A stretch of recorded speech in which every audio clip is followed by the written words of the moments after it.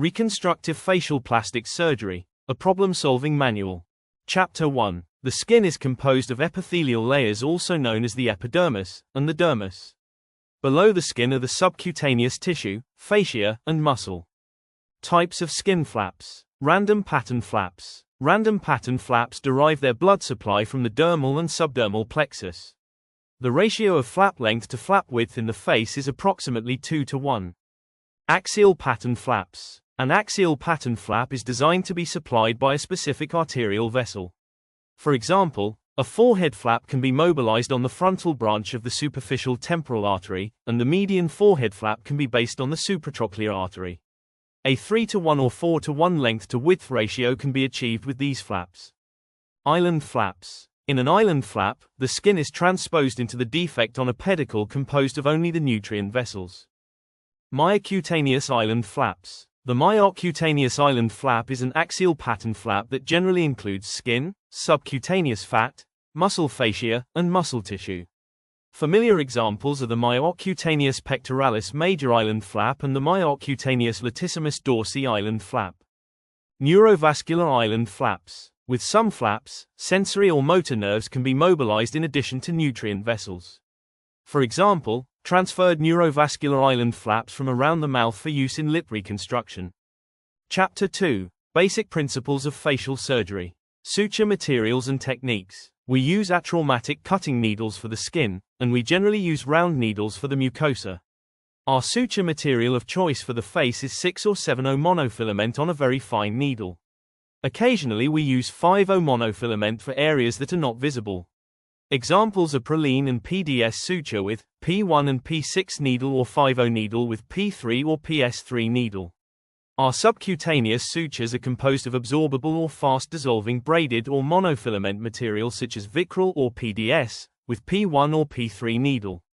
A suture or suture line must remain in place only until the wound has healed to an adequate tensile strength. Leaving sutures in too long results in ugly scarring of the needle tracks. Sutures are removed as early as possible. Sutures in the eyelid area or near the border of the lip should be removed on the 5th postoperative day. Sutures in other facial areas can be removed on day 5 or 6. If sutures have been placed under tension, we remove them on day 7 or 8. Sutures in the posterior auricular surface are removed on day 8.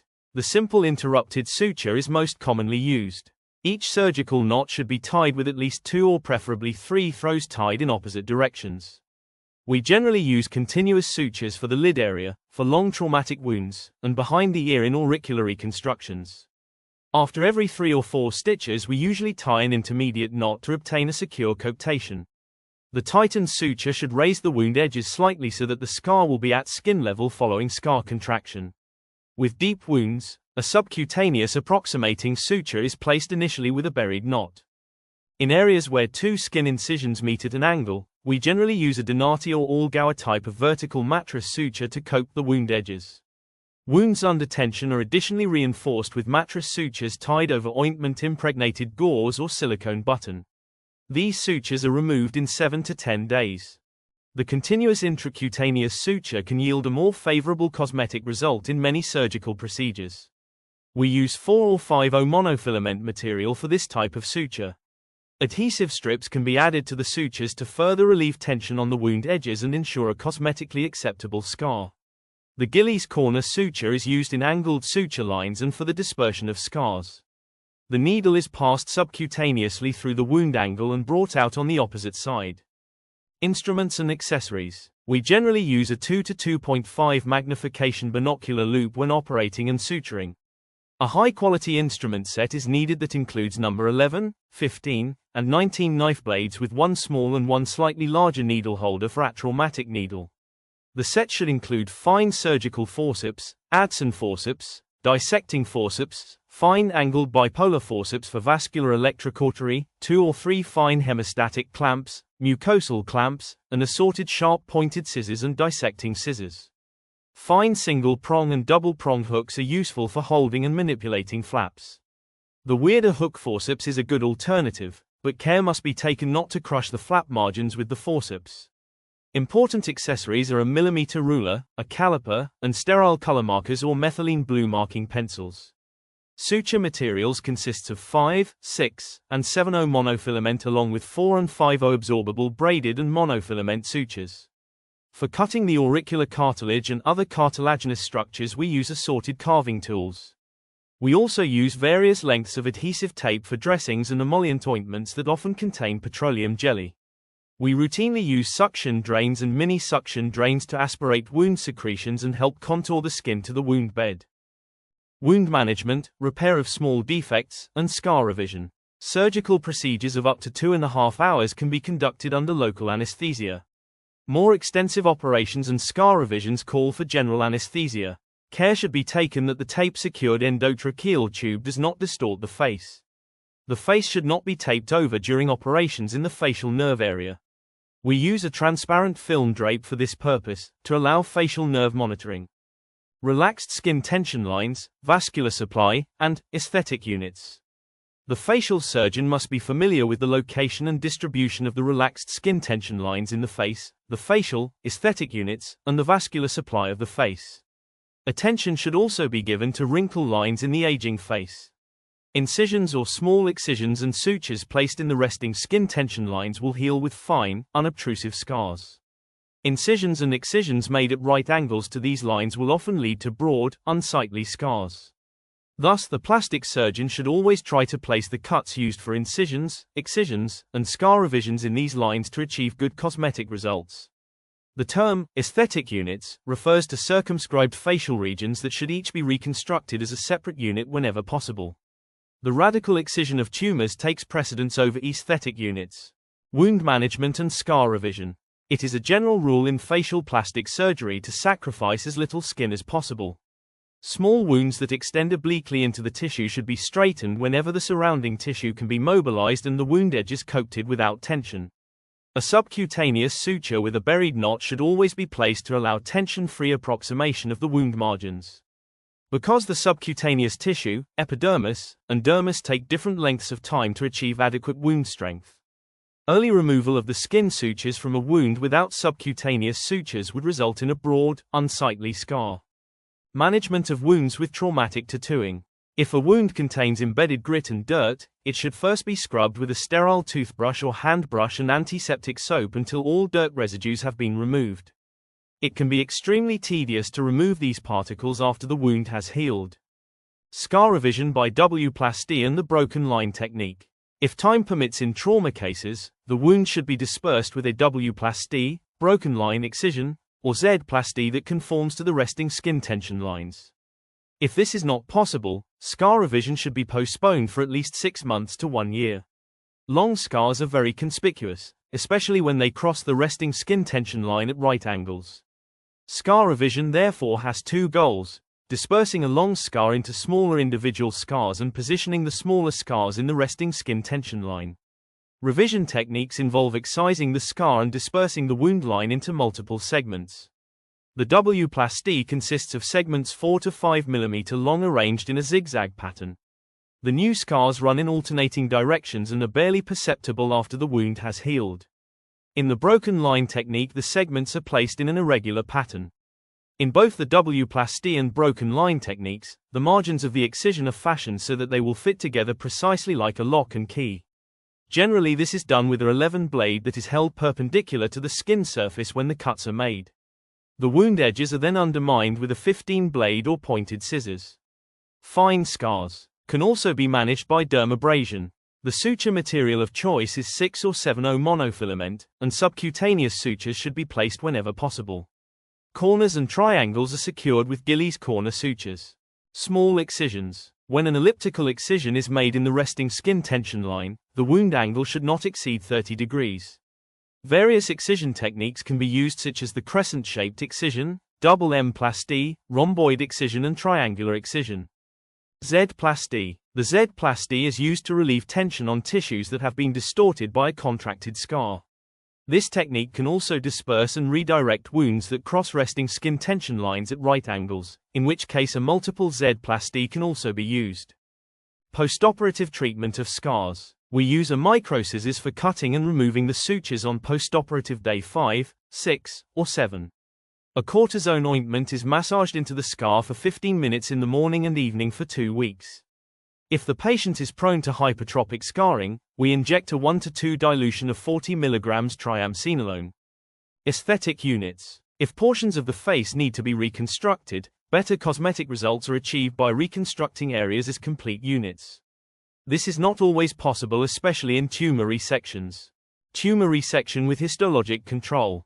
Complete tumor removal takes precedence over all cosmetic and reconstructive concerns. Regardless of whether the tumor is a basal cell carcinoma, squamous carcinoma, or melanoma, it must be certain that adequate marginal and deep clearance has been achieved in accordance with oncologic principles.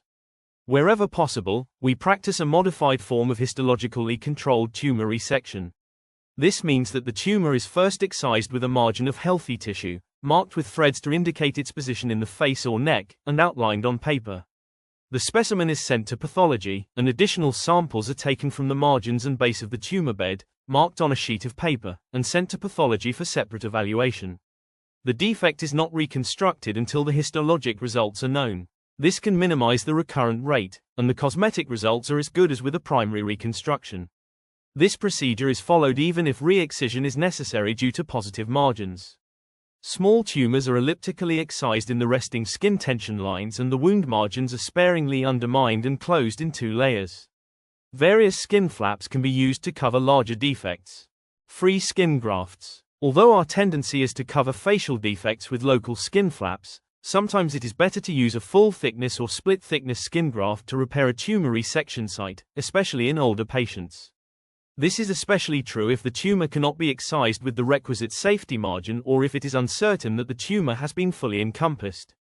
We use skin from the post-auricular or retroauricular area to cover facial defects, as it most closely matches the color and texture of the facial skin. Other acceptable donor sites are the supraclavicular area and the medial surface of the upper arm. Groin skin can be used in less conspicuous areas. We have found the scalp above the ear to be a good donor region. When this skin is used for split-thickness grafts no more than 0.3 mm thick, the hair is cut very short and the skin is harvested above the level of the hair bulbs with a dermatome. The regrowth of hair will conceal the donor scars. Large split-thickness grafts can be obtained from the buttock, from the abdominal skin, or, as a last resort, from the thigh. They are harvested using various types of dermatomes, which are set to the desired thickness of the graft. Thin split-thickness skin grafts are harvested in a thickness of 0.2 to 0.3 mm. Thick split-thickness skin grafts are in the range of 0.35 to 0.50 mm, and full-thickness skin grafts are over 0.5 mm thick.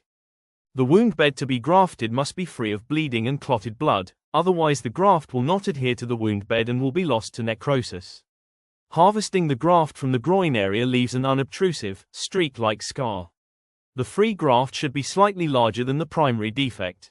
We use a pattern made from aluminium foil, suture wrapping material, or glove paper to outline a graft of sufficient size. Generally, the graft is sutured into the wound bed with 5 or 6O monofilament. Fibrin glue is additionally used to support hemostasis and ensure adequate fixation of the graft in the recipient bed. The grafted site is covered with a layer of foam coated with a mixture of betadine and petrolatum. This is covered with a petrolatum gauze bolster over which the suture tails are tied to create a light pressure dressing. The tie-over dressing remains in place for 6 to 8 days. The dressing can also be covered with adhesive strips. A successful graft requires a well-perfused recipient bed. A graft placed on bare bone, for example, will not survive. If bone is exposed or if the level of the graft does not match that of the surrounding skin, special measures must be taken. When cortical bone has been exposed, drilling multiple holes down to cancellous bone will promote the formation of granulation tissue. The soft granulations are periodically removed and light pressure dressings applied to condition the graft bed. When the level of the bed has reached that of the surrounding skin, graft inset can be performed. Composite grafts. Composite grafts are generally obtained from the auricle, particularly 2-layer chondrocutaneous grafts and full-thickness, 3-layer grafts composed of anterior skin, cartilage, and posterior skin. They are most commonly used for nasal reconstruction but can be used in the auricle as well. Because the skin of the graft contracts slightly, it should be cut slightly larger than the defect and thus larger than the cartilage layer. Again, we use a pattern made from aluminium foil, suture material wrapper, or glove paper as a guide. The skin on the anterior side is more firmly adherent to the perichondrium and cartilage than the posterior skin. If the retroauricular skin is included in the graft, it should be tacked to the cartilage with a few simple interrupted sutures to prevent separation. The donor defect may be closed by direct suture or covered with a retroauricular island flap. When the composite graft is handled, care is taken not to crush its edges with the forceps, and the fixation suture should not be placed too close together. Dark discoloration of the graft during the first few days are common and should not be alarmed. The dressing over the composite graft should keep it immobile for 6 to 7 days if possible to avoid tearing the capillary buds that revascularize the graft. Graft nomenclature. Autologous graft or autograft, a graft where the donor and recipient are the same. Isogenic graft or isograft or syngraft, a graft where the donor and recipient are genetically identical, for example monozygotic twins. Allogeneic grafts or allograft, a graft where the donor and recipient are of the same species such as human to human or dog to dog. Xenogeneic graft or xenograft or heterograft, a graft where the donor and recipient are of different species such as bovine cartilage. Prosthetic implants are synthetic materials that replaces lost tissues such as metal, plastic, or ceramic. Chapter 3. Coverage of defects. Local flaps. Local flaps are flaps that are raised from tissues in the immediate vicinity of the defect. Advancement flaps. Simple triangular defects can be covered by advancing the adjacent skin.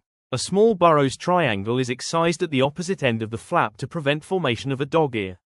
Burroughs U advancement. The U-shaped skin advancement requires the excision of 2 Burroughs triangles. The length-to-width ratio of the standard U-flap should not exceed 2:1, and a 3:1 ratio is allowed only in exceptional cases. In the Stark modification of the U advancement, the flap is widened toward its base.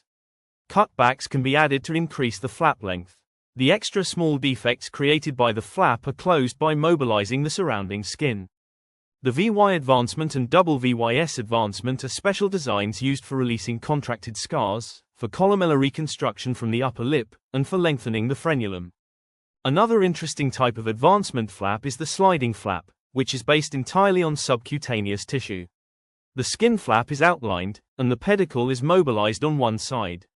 The flap is slid into the defect on the subcutaneous pedicle. This type of flap can be used to repair defects in the tongue. Pedicled flaps. Transposition flap. This flap must be large enough for transfer into a local defect. The surrounding skin can be mobilized for primary coverage of the secondary defect. The flap may be swung through an acute angle, a 90 degrees angle, or even more than 90 degrees depending on the mobility of the surrounding skin. If the transposition flap is too short but has a broad enough base, the flap can be lengthened by adding a back cut. Care is taken that the residual base is still adequate for flap nutrition. Rotation flap. This is a semicircular skin flap that is rotated into the defect on a pivot point. Again, the flap must be sufficiently broad, and a broad base is necessary if a back cut is needed to lengthen the flap. If the rotation flap is too small, the residual defect can be covered by mobilizing the surrounding skin. Rotation flap. This is a semicircular skin flap that is rotated into the defect on a pivot point. Again, the flap must be sufficiently broad, and a broad base is necessary if a back cut is needed to lengthen the flap. If the rotation flap is too small, the residual defect can be covered by mobilizing the surrounding skin. Bilobed flap. The two flaps have a common base and form an angle between 45 degrees and 180 degrees. Smaller angles make it easier to rotate the two attached transposition flaps, while larger angles require longer flaps and cause greater skin bunching.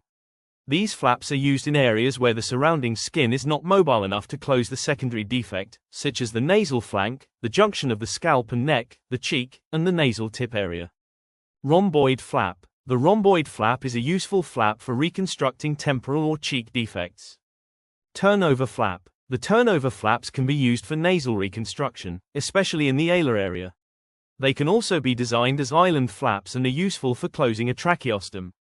The tubed flap or tubed pedicle flap is generally designed as a delayed bipedicle flap. Transfer is delayed for approximately 3 to 4 weeks to promote the development of a central vascular supply.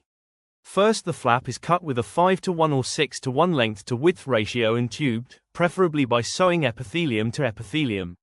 The proximal end of the flap is preserved as a nutrient pedicle for the long flap. The defect below the tube can be mobilized and closed by direct suture. After 3 to 4 weeks, the distal end of the bridge segment is clamped off with a thin rubber tube, Nelliton catheter.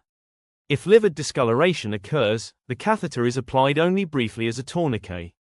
The tourniquet times are then gradually lengthened each day until the entire flap receives its blood supply from the proximal end. Finally, the other end is detached and sutured into the defect. This process is repeated, and in about 3 weeks the residual tube flap is removed and insetting is completed. Tubed pedicle flaps can be transferred to the face from the upper arm or abdominal skin, if necessary by using a jump flap technique. With the development of myocutaneous flaps and free tissue transfers, however, this technique is rarely used today. In the next chapter, we will continue to discuss on how defects are reconstructed in specific facial regions.